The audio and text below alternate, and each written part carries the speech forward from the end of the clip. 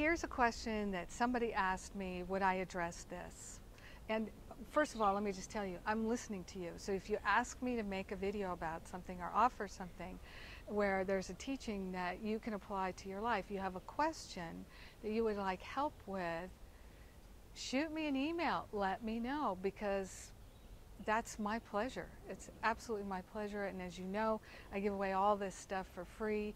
You can get tons and tons of free stuff at jenniferhadley.com, including this video. So somebody asked me, what do you do when you realize you're one with somebody you don't really like? How do you handle that when you're one with somebody that you hate? Okay, because we're one with everyone. We're one with all that there is. And so it's one thing that's happening, one mind, one life, the presence of God in its entirety. That's all we have. That's all that we are. So we're working together in this oneness. And we all encounter people that we can't stand. They irritate us. They're frustrating to us. We want to wring their necks. We want to shoot them. We want to run them over with our car. And what do you do? What do you do when you feel that way? How do you work with it so that you can have a healing? You know, I like to be very, very practical. And one time I had someone in my life who did some things that I didn't really appreciate, and my feelings got hurt. I had a big owie in my heart, and it was really intense. I felt this deep betrayal. So what I did was I just ran him over with my car, you know, and it worked really well because he got the point. He got the point. He understood exactly that I was upset, because if you don't really take action, they're not going to learn, right? No, I didn't run him over with my car. And I didn't even think about running him over with my car. I didn't have a fantasy, but I made jokes about it because I felt kind of helpless in my feelings, and I felt hurt, and I felt angry because I was hurt. And I felt angry because I was afraid that I might get hurt again, and I'd already been hurt like this before, and I just didn't want to be hurt like this anymore.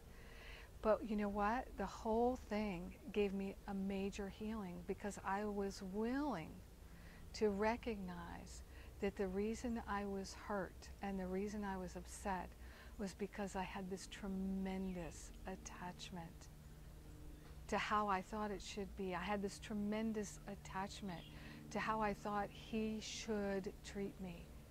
And I'm telling you, I have learned when I've got that should happening in my mind, I am creating suffering for myself. I am the one who is doing the creation of the suffering if I am shoulding on myself and other people. So we can't escape the fact that we're one with everyone. And just the fact that we're sometimes wishing that we could, this is our problem. It's the only problem that we have in this world, is that we sometimes wish that we were separate from others, that we sometimes think that we are separate from others, and we think that we can think negative thoughts about other people and that we ourselves won't be harmed, that the whole of humanity won't in some way be hurt by it, be wounded, be slowed down by it. You know, I used to work in the peace movement, and it was so important to me to bring attention to the insanity of war so that we could have peace in our lives. And so many of the people around me in the peace movement were not peaceful. They were not peaceful. And I realized, oh, that's why they're in the peace movement, because they're really interested in having that deep peace. But they think it's all about creating peace outside of themselves. It's not. It's never about what's happening outside. It's about how we handle it inside. So if you don't like being one with someone that you hate, take a deep breath and know that your healing is right there in your willingness to recognize that you are one with them, and you're praying for them. You're being loving in your heart towards them is what is going to transform not only their behavior, but your hurt. If you're holding someone that they're doing something wrong and bad, that they're stupid, that they're horrible, that does not help them come to love. It does not help them. You're one with them. Know that within them is the infinite possibility to choose love. It's always there. It's totally active, and it's available, and you are the one that can best support them in recognizing it. Don't shirk your responsibility. It's all about your responsibility and you becoming absolutely devoted and dedicated to responding to every moment with love. So my grandfather used to say there are three kinds of people. Now, my grandfather was a salesman. He was a door-to-door Hoover vacuum cleaner salesman. He had a lot of sayings, and one of them was there are three kinds of people in this world: the workers, the shirkers, and the jerkers. Which one are you going to be? Are you going to get to it? And be grateful that you have work to do. And when you devote your heart to remembering that you're here to be the perfect giver and receiver of love, and there is no other purpose to your life, then you'll be getting it done. You'll be transforming your experience of the world. You'll be bringing benefit to everyone. Instead of pooping on everybody with your judgments and opinions, you can bless them and bless them and bless them. There's something extraordinary about becoming grateful that you're one with everyone.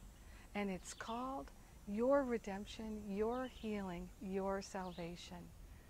Don't delay. Go for it today. Seriously. It's up to you. It's up to you. It's up to you. It's so good when you realize, oh my gosh, I can change my mind about this.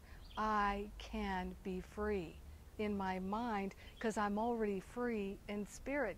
And it's just up to me. All I have to do is change my mind, and all the circumstances in your life will change. If you don't believe me, put it to the test. Be willing. Be like a scientist and prove God in your life. If you don't, no one will.